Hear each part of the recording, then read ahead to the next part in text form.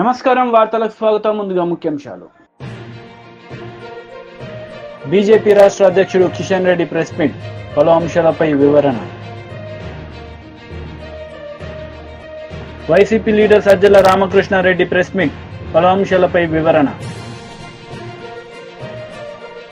BJP రాష్ట్ర అధ్యక్షుడు Kishan Reddy media సమావేశం నిర్వహించారు. ఈ సందర్భంగా పలు అంశాలపై ఆయన మాట్లాడారు. ఎన్నడూ లేని విధంగా ఎన్నికలకు ముందు అనేక రకాల తప్పుడు ప్రచారం చేసేటువంటి ప్రయత్నం ఇటు కాంగ్రెస్ పార్టీ అటు బీఆర్ఎస్ పార్టీ ఇద్దరు చేశారు. అది రాజ్యాంగం విషయంలో కావచ్చు, రిజర్వేషన్ల విషయంలో కావచ్చు, మోడీ గారి మీద వ్యక్తిగతంగా విమర్శించడం కావచ్చు. తెలంగాణ ప్రజలు పూర్తిగా దానికి వ్యతిరేకంగా ప్రతిస్పందించారు.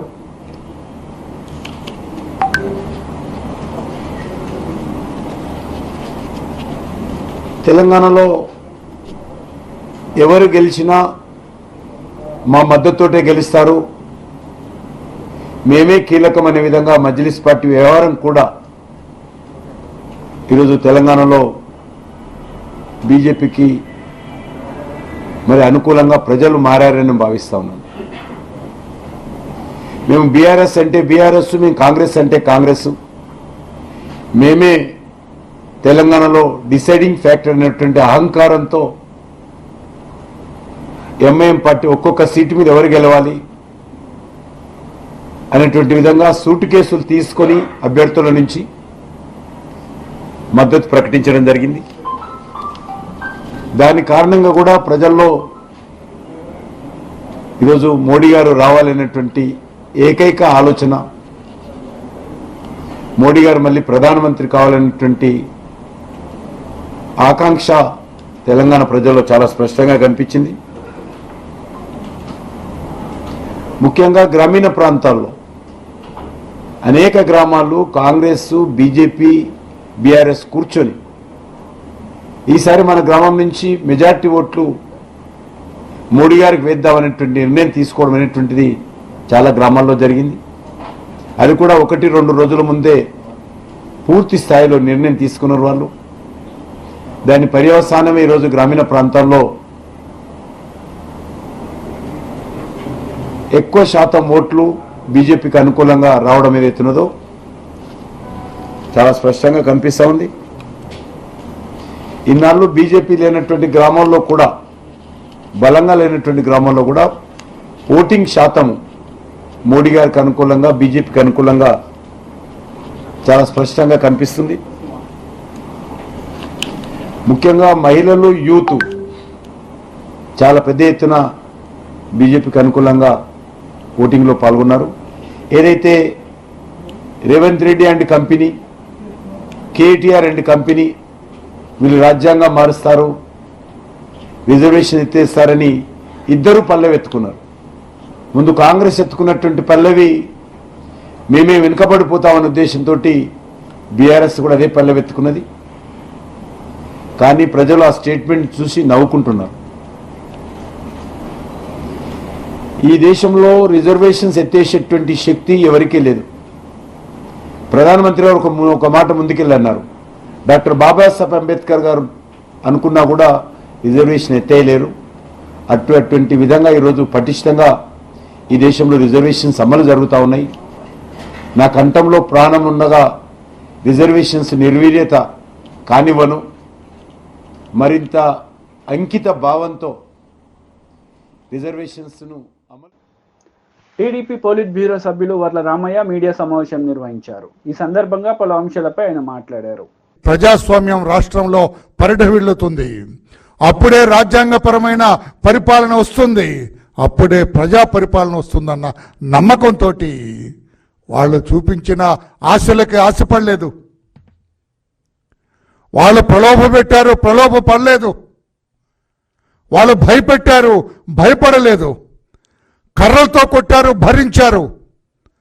రక్తం ధారలుగా కారుతున్నా కూడా భరించారు, ఓర్పుగా వెళ్ళి ఓటు వేశారు.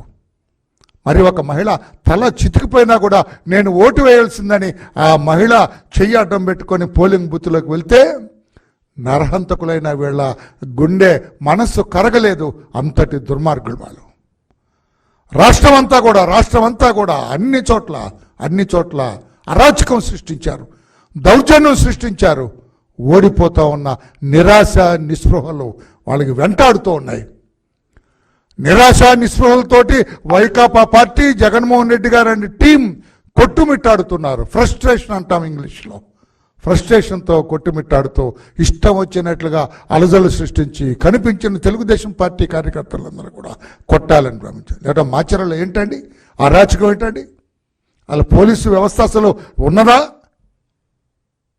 పోలీసు వ్యవస్థ వెంటనే ఆ పిన్నెల్లి బ్రదర్స్ ఇద్దరిని కాళ్ళెరగొట్టి లోపల పడేద్దండి, మెడబెట్టి గంటి లాకప్లో తాళం వేసేద్దు లాకప్కి. వాళ్ళిద్దరిని ఎట్లా అలౌ చేస్తారండి? ఆ వీడియో మావాడు కారులో వెళ్తూ ఆ వీడియో తీశాడు. అక్కడ ఏదో యుద్ధానికి వెళ్తున్నట్టుగా రాడ్లు పట్టుకొని, కర్రలు పట్టుకొని, కత్తులు పట్టుకొని వాళ్ళు వెళ్తూ ఉంటే చోచం చూస్తారా పోలీసులు? తమాషా చూస్తారా పోలీసులు? మీరేమో సినిమా పోలీసా? మీరేమన్నా నిజమైన పోలీసా? చట్టాన్ని కాపాడవలసిన మీరు, ధర్మాన్ని కాపాడవలసిన మీరు, చట్టబద్ధంగా వ్యవహరించవలసిన మీరు కర్రలు కత్తులతోటి వాళ్ళు వెళ్తుంటే చోద్యం చూస్తారా? వాళ్ళని కార్డన్ చేయొద్దు, వాళ్ళని పికప్ చేయొద్దు, ప్రివెంటివ్ అరెస్ట్ చేయొద్దు, ఏం చేయకుండా చోద్యం చూస్తున్న ఈ పోలీసు వ్యవస్థని ఏమన్నా మాకు అర్థం కాలేదు. ఎలాగా వాళ్ళ బయట తిరిగి అర్హత ఏముంది? పిన్నెల్లి బ్రదర్స్కి కాళ్ళెరగొట్టి లోపల పడేయాల్సింది పోయి ఎలా చేస్తారా? అక్కడ చంద్రగిరిలో ఆ నాని అతను చాలా డొసైల్ మ్యాన్, చాలా మెతక మనిషి, మంచివాడు అతని ఇష్టం ఆయన చంపాలని ప్రయత్నం చేశారు. There is a clear case of attempt to kill him. అతను చంపడానికి ప్లాన్ చేశారు. ఎందుకంటే ఆ చెవిరెడ్డి ఫ్యామిలీ, చెవిరెడ్డి తండ్రి కొడుకు ఓడిపోతున్నారు అక్కడ. వాళ్ళకి స్పష్టంగా తెలుసు తాము ఓడిపోతున్నామని. అందుకే మా నాయకుడు నానిని లేపేద్దామని ప్లాన్ చేశారు. పోలీసులు చోద్యం. ఎన్డీఏ కూటమి నేతలు మీడియా సమావేశం నిర్వహించారు. ఈ సందర్భంగా పలు అంశాలపై వాళ్ళు వివరణ ఇచ్చారు. 3 గంటలు 5 గంటలు కూడా నిలబడి ఓటింగ్ వేసిన పరిస్థితి.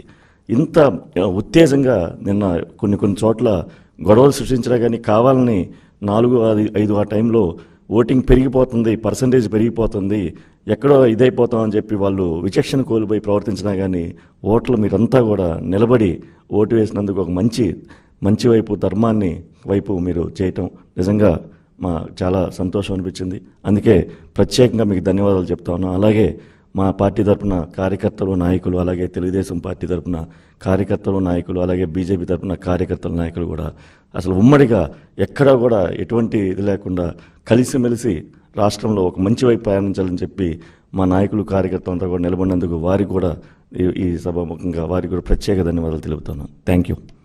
బీజేపీ నుంచి పెద్దలు, సీనియర్ నాయకులు శ్రీ దినకర్ గారు. 25కి 25 పార్లమెంటు స్థానాలు సాధించేటటువంటి దిశగా ఒక తీర్పుని ఇవ్వబోతున్నారా అనేటటువంటి విధంగా ఏదైతే ఓటర్లు వారి యొక్క కర్తవ్యాన్ని నిర్వర్తించారో దానికి కృతజ్ఞతలు తెలపాలి అనేటటువంటి ఉద్దేశంతో ఈ యొక్క విలేకరుల సమావేశాన్ని ఏర్పాటు చేయడం జరిగింది. ముఖ్యంగా తెలుగుదేశం పార్టీ, జనసేన పార్టీ మిత్రపక్షాలతో కలిసి భారతీయ జనతా పార్టీ కార్యకర్తలు, నాయకులు ఈ గడిచిన 45 రోజులు 50 రోజులుగా ఎంతో సమన్వయంతో ప్రజల దగ్గరికి వెళ్ళటం, ప్రజలు ఆశీర్వదించిన తీరు, వికసిత భారత్, వికసిత ఆంధ్రప్రదేశ్ కావాలంటే డబుల్ ఇంజిన్ సర్కార్ కావాలి అని మోడీ గారు చాటినటువంటి స్ఫూర్తిని తూచా తప్పకుండా ఇవాళ ఓటరు ఆంధ్రప్రదేశ్లో పాటించారు. ఎందుకంటే గడిచిన 5 సంవత్సరాలుగా జరిగినటువంటి విధ్వంసకరమైనటువంటి వైసీపీ లీడర్ అంబటి రాంబాబు మీడియా సమావేశం నిర్వహించారు. ఈ సందర్భంగా పలు అంశాలపై ఆయన మాట్లాడారు. కంప్లీట్గా ఫెయిల్ అయ్యారు. లా అండ్ ఆర్డర్ కంప్లీట్గా పోయింది. ఇష్టానుసారంగా బూతుల దగ్గర వ్యవహరించే పరిస్థితి వచ్చింది. ప్రజాస్వామ్యంలో ఇలాంటి దుస్థితి రావడం అనేది చాలా అరుదైనటువంటి సంఘటనలుగా నేను భావిస్తున్నాం మేమందరం కూడా. అదే విషయాన్ని ఆయనకి చెప్పడం జరిగింది. ఇక్కడ ఇంకొకటి వ్యాలిడ్ పాయింట్ ఏంటంటే, పోలీస్ ఫెయిల్యూర్ అయ్యిందా లేక పోలీస్ వ్యవస్థలో కొంతమంది తెలుగుదేశంతో కొల్లుడయ్యారా అనేది మాకు అర్థం కానటువంటి అంశం. దాని మీద విచారణ జరపవలసిందిగా కూడా కోరాం. ఎక్కడైతే మాకు బాగా బలంగా ఓట్లు పడతాయి అనుకుంటారో అక్కడ పోలీస్ బందోబస్తు ఎక్కువ పెట్టారు. ఎక్కడైతే మాకు బలంగా ఓట్లు పడవు, తెలుగుదేశానికి అనుకూలంగా ఉంటాయి అనుకున్న చోట పోలీసులు పెట్టలేదు. అందువలన మా దగ్గరేమో వారు రౌడీజం చేయడానికి వీలు లేకోకుండా పోలీసులు పెట్టారు, సంతోషమే. కానీ ఆ బూతుల్లో రౌడీజం జరుగుతూ ఉంటే పోలీసులు మాత్రం ఒకళ్ళో ఇద్దరో ఉండి చూస్తూ ఊరుకున్నటువంటి సంఘటనలు మనం చూసాం, మేము ప్రత్యక్షంగా చూసాం. ముఖ్యంగా పల్నాడు జిల్లాలో కానీ మరొక జిల్లాలో కానీ ఎక్కడైనా సరే ఏదైనా ఒక హింస జరుగుతూ ఉంది, ఒక బూత్ను క్యాప్చర్ చేశారు, పోలీసు వారు వెళ్ళాలి అని మేము అనేక సార్లు ఫోన్ చేస్తే ఇదిగో వెళ్తున్నారు అదిగో వెళ్తున్నారని సినిమాలో లాగా అంతా అయిపోయిన తర్వాత కొట్టుకున్న తర్వాత ఈవీఎంలు పగిలిపోయిన తర్వాత అప్పుడు వెళ్ళినటువంటి సంఘటనలు కోకొల్లలుగా కనిపిస్తూ ఉన్నాయి. చిత్రం ఏంటంటే మొన్న సడన్గా నేను ఎన్నికల రోజు నాకు ఫోన్ చేసి మిమ్మల్ని అరెస్ట్ చేయమన్నారండి, హౌస్ అరెస్టు, తిరగడానికి వీలు లేదు అన్నారు. నేను ఇంటికి వచ్చి కూర్చున్నా, నా ప్రత్యర్థి మాత్రం తిరుగుతూనే ఉన్నాడు. What is this? దీన్ని కూడా సమాధానం చెప్పాల్సినటువంటి బాధ్యత పోలీస్ వ్యవస్థ మీద ఉంది. అనేక హింసాత్మకమైన సంఘటనలు జరిగాయి, ఆ రోజున జరిగాయి, నిన్న జరిగాయి. మా పల్నాడులో ఫైర్ ఓపెన్ చేశారు నిన్న, పోలింగ్ అయిపోయిన తర్వాత జరిగినటువంటి రోజున. మళ్ళీ ఇవాళ అరెస్టులు చేస్తున్నారు. చాలా చిత్రంగా అనిపించింది నాకు. ఇవాళ కొంతమంది నాయకుల్ని అరెస్ట్ చేస్తున్నారు. ఎందుకంటే ప్రివెన్షన్ అంట, అంటే నేరాలు జరగకోకుండా ఆపటం కోసం. అదే పెళ్ళంతా అయిపోయిన తర్వాత బాధ్యాలు మోయించినట్టుగా ఎన్నికల సమయం అయిపోయింది, వైలెన్స్ తగ్గాలనేటువంటి ప్రయత్నంలో ఉంది వాతావరణం. ఇవాళ అరెస్టులు చేసేటటువంటి ప్రయత్నం చేస్తున్నారు, ఇవాళ యాక్షన్ చేస్తున్నారు. మొన్నటిదాకానేమో కన్ఫ్యూజన్, ఇవాళ యాక్షన్. ఈ విధంగా చేస్తున్నారు. చాలా దురదృష్టకరమైనటువంటి పరిణామాలు ఇవాళ ఆంధ్ర రాష్ట్రంలో చోటు చేసుకోవడం చాలా బాధ కలిగించింది. అదే డీజీపీ గారికి కూడా చెప్పడం జరిగింది. మాకున్నటువంటి అవగాహన మేరకు ఎలక్షన్ కమిషన్ చాలామంది అధికారులు మార్చారు, ఐపీఎస్ అధికారులు మార్చారు, ఐఏఎస్ అధికారులు మార్చారు, కలెక్టర్లు మార్చారు, ఎస్పీని మార్చారు, డీజీపీని మార్చారు, ఇంకా పోలీస్ అధికారులు చాలా మార్చారు. They have they right. ప్రజాస్వామ్యంలో ఎన్నికలు సక్రమంగా జరగడం కోసం ఏదో వైఎస్ఆర్ కాంగ్రెస్ పార్టీ అధికారంలో ఉంది కాబట్టి ఆ అధికారులు ఉన్న అధికారులు మాకేదో సహాయం చేస్తారనేటువంటి అనుమానంతో తెలుగుదేశం పార్టీ వారు, బీజేపీ వారు లేదా జనసేన వారు ఇచ్చినటువంటి కంప్లైంట్స్ మీద మార్చారు. మారిస్తే ఏం జరగాలి? మెరుగైనటువంటి పద్ధతుల్లో ఎన్నికలు జరగాలి, అంతకన్నా ప్రశాంతంగా ఎన్నికలు జరగాలి. మా ప్రభుత్వంలో ఉన్నప్పుడు అధికారులు ఉంటే మాకు అనుకూలంగా ఉంటారనేటువంటి ఉద్దేశంతో మీరు మార్చారు. శభాష్. ప్రజాస్వామ్యంలో ఎలక్షన్ అథారిటీకి ఎన్నికల నోటిఫికేషన్ వచ్చిన తర్వాత వాళ్ళు మార్చొచ్చు, మార్చినటువంటి సంఘటనలు కూడా చాలా ఉన్నాయి, మాకే విధమైన అభ్యంతరం కూడా లేదు. కానీ మార్చిన తర్వాత ఎక్కువ జరిగాయే, ఎప్పుడు లేని విధంగా. గత ఎన్నికల్లో లేదు, అంతకుముందు 14 ఎన్నికల్లో లేదు ఇంత హింస. ఇవాళ అధికారులు మార్చిన తర్వాత హింస ఎందుకు జరుగుతూ ఉంది? కారణం ఏంటి? మాజీ మంత్రి కేటీఆర్ మీడియా సమావేశం నిర్వహించారు. ఈ సందర్భంగా పలు అంశాలపై ఆయన మాట్లాడారు. పరీక్షలు పెడతామని చెప్పి మాట ఇచ్చిన వాళ్ళు ఇవాళ 400 రూపాయల ఫీజుని 5 రెట్లు పెంచి 2000 రూపాయలు చేసిన ప్రభుత్వం కాంగ్రెస్ ప్రభుత్వం. దయచేసి ఈ నియోజకవర్గంలోని విద్యావంతులైన మిత్రులందరికీ నేను ఒకటే విజ్ఞప్తి చేస్తా ఉన్నా. మా పార్టీ తరఫున గత 4 పర్యాయాలు మీరు మాకు అవకాశం ఇచ్చారు. మా అభ్యర్థులు, మా గెలిచిన శాసన మండలి సభ్యులు మీ తరఫున శాసన మండలిలో ప్రభుత్వాన్ని ప్రశ్నించారు. ప్రభుత్వం నుంచి మీకు రావాల్సిన మరి ఉద్యోగాలు కానీ, ప్రభుత్వం నుంచి మీకు రావాల్సిన వసతులు కానీ, వాటి విషయంలో చాలా నిబద్ధతతో పనిచేసింది బీఆర్ఎస్ పార్టీ ఎమ్మెల్సీలు. ఈసారి కూడా మీరు ఆలోచించవలసింది, దయచేసి విజ్ఞప్తి చేసేది మీకు, ఈ ప్రభుత్వం మీరు ఎట్లా మిమ్మల్ని వంచిందో కాంగ్రెస్ ప్రభుత్వం మీ కళ్ళ ముందే ఉంది. 5 నెలల్లో కళ్ళబొల్లి కబుర్లు చెప్పి ఎన్ని రకాల మోసం చేసిందో మీ కళ్ళ ముందే ఉంది. అదేవిధంగా 9.5 ఏళ్ల కేసీఆర్ గారి ప్రభుత్వంలో ఏ రకంగా విద్యా వ్యాప్తికి, ఏ రకంగా మౌలిక వసతుల కల్పనకు కేసీఆర్ గారి ప్రభుత్వం పనిచేసిందో కూడా మీ కళ్ళ ముందే ఉంది. ఈ 3 జిల్లాల్లో, ఉదాహరణకి నల్గొండ జిల్లాని తీసుకుంటే, నల్గొండ జిల్లాలో బీఆర్ఎస్ ప్రభుత్వం ఏర్పడక ముందు ఒక్క మెడికల్ కాలేజ్ కూడా లేదు. కానీ బీఆర్ఎస్ ప్రభుత్వం వచ్చిన తర్వాత కేసీఆర్ గారి నాయకత్వంలో 3 మెడికల్ కాలేజీలు ఒక్క జిల్లాలోనే ఏర్పాటు చేసుకున్నాం. అదే మాదిరిగా కొత్త జిల్లాల ఏర్పాటు మాత్రమే కాకుండా ప్రతి జిల్లాలో విద్యా వ్యాప్తికి, విద్యావంతుల అభ్యున్నతికి చాలా చిత్తశుద్ధితో పనిచేసింది కేసీఆర్ ప్రభుత్వం. భారతదేశంలోనే అత్యధికంగా ఉద్యోగులకు, ఉపాధ్యాయులకు పే స్కేల్ ఇచ్చింది. 73% మరి ఆనాడు ఫిట్మెంట్ ఇచ్చింది బీఆర్ఎస్ ప్రభుత్వం. అదే మాదిరిగా 2 లక్షల ఉద్యోగ నియామకాలు. ఇవాళ రేవంత్ రెడ్డి గారు ఎంత పచ్చి మోసం చేస్తా ఉన్నారంటే, కేసీఆర్ ప్రభుత్వం ఇచ్చిన 30,000 ఉద్యోగాలు కూడా నేనే ఇచ్చినానంటూ, అసలు ఒక నోటిఫికేషన్ ఇవ్వకుండా ఒక్క నోటిఫికేషన్ ఇవ్వకుండా ఒక్క పరీక్ష కూడా కండక్ట్ చేయకుండా 30,000 ఉద్యోగాలు నేనే ఇచ్చినానని ముఖ్యమంత్రి గారు బొంకుతుంటే, పచ్చి అబద్ధాలు చెబుతుంటే పత్రికల్లో టీవీలలో నిజంగా నవ్వాలో ఏడవాలో తెలియని పరిస్థితి. ఒక సంవత్సరంలో 2 లక్షల ఉద్యోగాలు ఇస్తామన్నారు రేవంత్ రెడ్డి గారు. సంవత్సరంలోనే గెలిచిన మొదటి సంవత్సరంలోనే 2 లక్షల ఉద్యోగ నియామకాలు పూర్తి చేస్తామని చెప్పి మాట ఇచ్చి గెలిచి వచ్చింది రేవంత్ రెడ్డి ప్రభుత్వం. అందుకే విద్యావంతులైన మీ అందరికీ నా విజ్ఞప్తి, ఈ ప్రభుత్వానికి ఇప్పటికే 5 నెలల కాల పరిమితి ముగిసింది. ఇంకా 6 నెలల్లో 2 లక్షల ఉద్యోగాలు భర్తీ చేయాలి. మరి 2 లక్షల ఉద్యోగాలు భర్తీ కావాలి అంటే ప్రశ్నించే గొంతు ఉండాలి, ప్రశ్నించే పార్టీ ఉండాలి, ప్రజలకు న్యాయం జరగాలి, విద్యావంతులకు న్యాయం జరగాలంటే ప్రశ్నించే రాకేష్ రెడ్డి లాంటి ఉత్సాహవంతుడైన యువకుడు శాసన మండలికి రావాలి. ఇవాళ కావాల్సింది అధికార స్వరాలు కాదు, కావాల్సింది ధిక్కార స్వరాలు, కావాల్సింది తప్పకుండా ప్రశ్నించే స్వరాలు, తప్పకుండా ప్రభుత్వాన్ని నిలదీసే స్వరాలు కావాలి. అందుకే శాసన మండలిలో ఒక యువకుడు ఉత్సాహవంతుడు డెఫినెట్ గా మీ అందరికీ కూడా రేపటి రోజున మేలు చేయగలిగే విద్యావంతుల తరపున మరి ఒక బ్లాక్ మెయిలర్ని ఎన్నుకుంటే రేపటి రోజున జరిగేది ఏంటంటే మళ్ళీ ఆయన ఎప్పటికప్పుడు పార్టీలు మార్చడమే కాకుండా ఎప్పటికప్పుడు మీడియాను అడ్డం పెట్టుకుని బ్లాక్ మెయిల్ చేసే ఒక వ్యక్తి అవతల వైపు కాంగ్రెస్ పార్టీ నుంచి పోటీ చేస్తూ ఉన్నాడు. ఆయన ఎప్పుడు ఏ పార్టీలో ఉంటాడో తెలియదు, ఎప్పుడు ఎవరిని నిందిస్తాడో తెలియదు. అట్లాంటి వ్యక్తులకు కనుక అవకాశం ఇస్తే గతంలో మనం నల్లగొండలో నయీంని చూసినాం, మళ్ళీ అట్లాంటి వాడిని ఇంకోని తయారు చేసినట్టు అవుతుంది. ఇట్లాంటి వ్యక్తులకు కనుక అవకాశం చట్టసభల్లో ఇస్తే దయచేసి. అందుకే ఏపీ ప్రభుత్వ సలహాదారు సజ్జల రామకృష్ణారెడ్డి మీడియా సమావేశం నిర్వహించారు. ఈ సందర్భంగా ఆయన మాట్లాడారు. పెట్టుకుని కూటమి విన్నప్పటి దగ్గర నుంచి మీరు గమనిస్తే ఓ ప్యాటర్న్, పూర్తిగా అధికారం అంతా వయా ఎన్నికల కమిషన్ తెలుగుదేశం పార్టీ దాంట్లోకి పోయిందా అని అనిపించేటట్టుగా వరుసగా జరుగుతూ వచ్చాయి. వరుసగా జరుగుతూ వచ్చిన సంఘటనలు ఏవైనా ఉన్నా అవి అగ్రెసివ్ పోస్చర్, అంటే యాజ్ ఇఫ్ అధికారం అనేదే నడుస్తోంది అక్కడ నుంచి. ఎన్నికల కమిషన్ అధికార దాంట్లో జోక్యం చేసుకోకూడదు, దాంట్లో దుర్వినియోగం అవుతుంటే కట్టడి చేయాలి. తప్పనిసరి అయినప్పుడు సరైన ఎంక్వైరీ చేసి పూర్తిగా ఆధారాలు ఉంటేనే యాక్షన్ తీసుకోవాలి.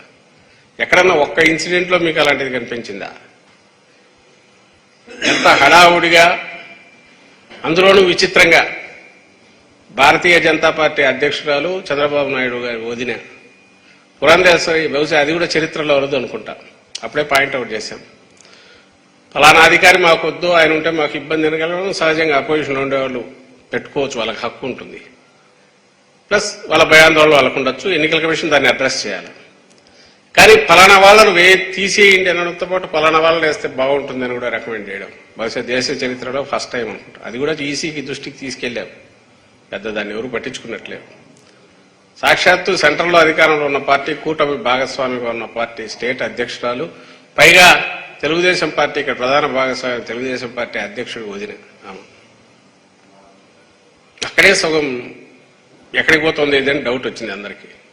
ఆ తర్వాత మీరు గమనిస్తే బదిలీలు, ట్రాన్స్ఫర్లకు ఎక్కడన్నా ఓ రేషనల్ కానీ టీడీపీ వాళ్ళు కంప్లైంట్ ఇవ్వడం, ఈ పక్క నుంచి ట్రాన్స్ఫర్ చేసేయడం. 29 మంది అధికారులు, కీ అఫీషియల్స్, ఎన్నికల నిర్వహించాల్సిన దాంట్లో అత్యంత ఇంపార్టెంట్ దీంట్లో ఉన్న 29 మంది అధికారులను ట్రాన్స్ఫర్ చేస్తే అందులో 25 మంది పోలీస్ అధికారులే ఉన్నారు. ఏవైతే అక్కడ ఉన్న ఆ ప్రాంతం మీద అవగాహన గ్రూపులు కానీ లేదా సమస్యాత్మక జిల్లాల్లో ఉన్న అధికారులు ఉండడం ఎంత అవసరమో అక్కడే కరెక్ట్ ట్రాన్స్ఫర్లు ఎఫెక్ట్ చేశారు. పోనీ చేసేటప్పటికి వాళ్ళ మీద విత్ ప్రూఫ్ ఏదన్నా కంప్లైంట్లు ఉన్నాయో లేదు, జస్ట్ టీడీపీ వరుసగా 2-3 కంప్లైంట్లు పడేస్తుంది, వాళ్ళని ట్రాన్స్ఫర్ చేశారు. ఆఖరకు నంద్యాల ఎస్పీ నాకు రేపు పోలింగ్ అనగా అప్పుడేదో యాక్షన్ తీసుకోకపోతే వాళ్ళే మళ్ళీ ఎవరు అన్నట్టున్నారు.